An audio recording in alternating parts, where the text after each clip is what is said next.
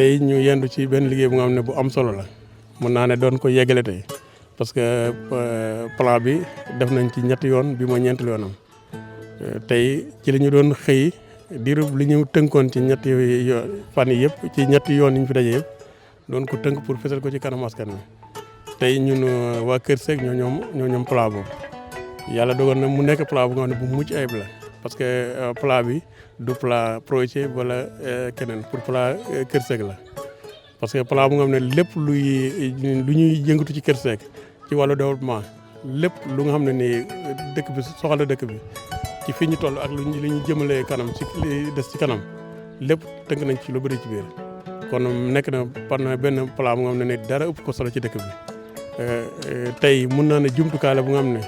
képp ku nga xam ne nii fas ngeen a jàppale dëkk bi ci bépp fànn boo yëngoo boo ñëwee bu ñu la ko tegalee di nga gis ne lii mën nga ci jël pour liggéey ci dëkk bi tey nag la naa loolu képp ku ko am def naa ne mënoo def leen moo di sant ñi nga xam ne ñoo la ci jàppale ba def liggéey bu mucc ayib boobu wax dëgg mun naa ne tey gën nañu kontaan baax ci projet SOS bi madame Tall nekk coordinateur bi ànd ko ak ñoom Cheikh Omar ak équipe bi mu àndal yëpp tey seen liggéey bépp mun naa lépp lu ñu doon liggéey tey bopp bi solo mun naa ne benn bu ci solo yëpp nag baax na mais tey moom def nañ fi liggéey bu mucc ayib bu nga xam ne ñun gis nañ suñu bopp bu baax di ñaan lépp luñ ci tënk ci plan bi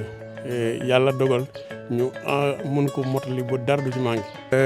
projet social muy commencé fii juróom-ñetti village la tànnoon amaa ñoom ñëpp ay jàmbaar lañ sax waaye nag ànd bu ne ci xëy na du yàlla lay dogal ci nu ko soob xëy na ñoom ñëpp góorgóor lañ waaye ñun tam wax dëgg yàlla def nañ suñu kam laay kàttan parce que dafa nekk loolu dañu ñëw fekk na ci lu nga xam ne nii dañ ko yàgg bëgg dañ ko yàgg soxla dañ ci yàgg yëngu mais mënuñu woon am bunt ndokk yàlla dogal ñu ñëw jàpp lañ ci lépp luñ ci soxloon ñu jéem ci suñu kem laay kattan ñun tam moo tax lépp lu ñuy ànd ak ñoom nen lii bëgg nañ ko ñoo denu ko daw nañ suñu kem laay kattan ba ci fii ñu mujj ci wàllu maraîchage beeg wàllu ndox yëpp lépp lu nga xam ne yëngu nañ ci ñun laaj na leen ko bu ñëwee jàpp nañ ko ba lu ñu ci doon def ñun ñu jéem a yokk sax suñu mooy bopp pour continuer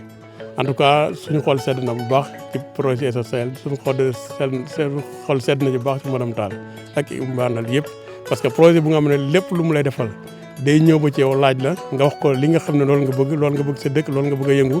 mu delluwaat ginnaaw dem wuti bu ñëwee jàppale ci loolu def naa ne projet yëpp fekkoon noonu nañ yëngoo benn projet buy dugg ci Sénégal naax saay du ci am.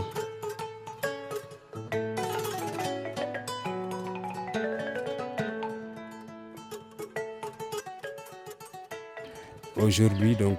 nous étions en train de restituer le plan d'aménagement et de gestion du territoire villageois de Kër Seck Ndiaye. Plan d'aménagement qui a été pratiquement élaboré par les populations, parce que c'est elles qui ont fourni toutes les informations relatives à cela. L'objectif était simplement d'arriver à avoir un outil de planification qui va permettre d'enclencher un processus de développement endogène, durable et résilient au niveau donc du village, un processus de développement qui ne remet pas en cause, en tout cas qui n'agresse pas l'environnement et qui permet également de préserver les ressources naturelles.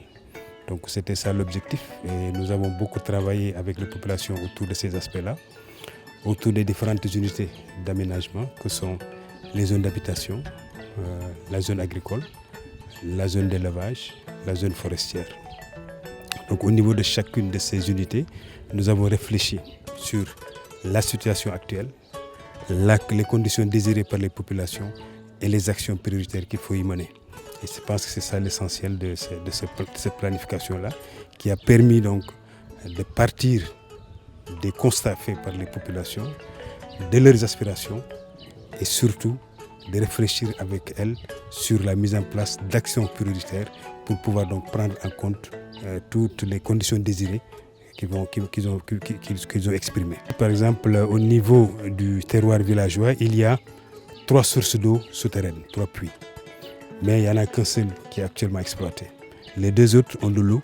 mais ne sont pas exploités. Et donc ça, le constat qui a été fait par les populations, c'est qu'il n'y a pas assez d'eau. Ni assez d'eau pour l'alimentation humaine et pour l'alimentation du bétail. Or, il y a là 2 sources d'eau qui ne sont pas encore exploitées. Donc leur condition désirée, c'était de faire en sorte que l'eau soit beaucoup plus disponible, et aussi bien pour la production agricole que également pour l'alimentation en eau potable. Et pour cela, les actions prioritaires, c'était d'abord de voir ce qu'il faut faire au niveau de ces deux puits-là, pour faire construire peut-être un château d'eau commun qui va permettre un peu de 1000 m3 par exemple, qui va permettre d'avoir assez d'eau pour pouvoir développer l'agriculture avec un système d'irrigation à basse pression, tel que les gouttes à gouttes et bien les pannes d'asperseurs, qui vont permettre d'avoir des pratiques agroécologiques résilientes, mais également bénéfiques pour les populations. L'objectif de l'élaboration de ce plan, c'est d'en faire un outil de planification villageoise et que chaque bailleur, en tout cas chaque partenaire qui ambitionne d'aider ou bien d'appuyer le village, trouve un outil qui va lui permettre de savoir où se trouvent les problèmes. Parce que ce plan qui pose 3 piliers fondamentaux, le constat, les conditions désirées et les actions prioritaires. Maintenant, le bailleur verra, en fonction de ces domaines d'intervention, à quel niveau des actions prioritaires il peut intervenir. Et le plan sert effectivement à ça, pour éviter qu'il y ait des appuis qui n'ont rien à voir avec les besoins des populations. Donc ça doit permettre au comité villageois qui est mis en place de négocier avec les partenaires sur la base du plan, qui sera leur bréviaire pour tout appui